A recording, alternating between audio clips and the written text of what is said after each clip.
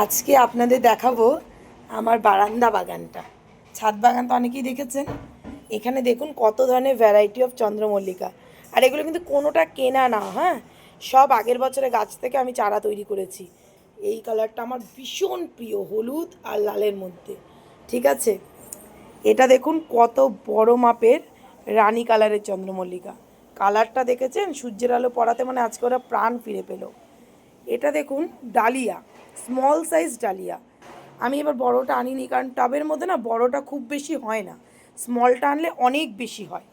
এটা দেখুন small size dahlia, কি দারুণ দেখতে, রানী আর হলুদ।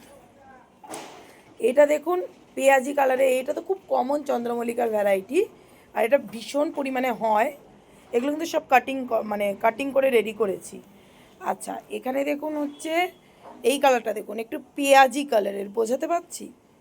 কি দারুণ না, মানে আমি বলবো আর প্রত্যেকটাতে দারুণ বলবো, কারণ ফুল এমনই জিনিস দারুণ বলার মতোই। এখানে দেখুন কত হয়েছে, পরিমাণটা দেখুন শুধু।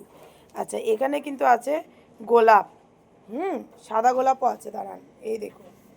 এগুলো পটিং করতে হবে, দেখুন ব্যাগ দেওয়া, মানে এগুলো রিসেন্টলি এনেছি এই দুটো গোলাপ।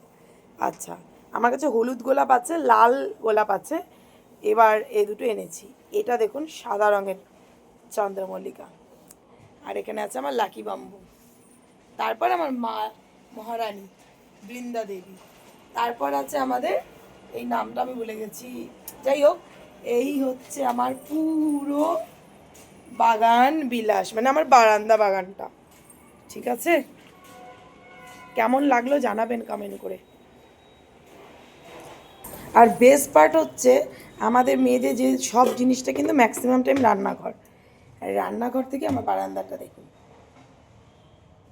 রান্না করতেও আনন্দ লাগবে, আর যত আনন্দে রান্না করবেন রান্না তত ভালো হবে, তত পজিটিভ হবে। সবাই গাছ লাগান, গাছের লাগানো খুব দরকার এখন।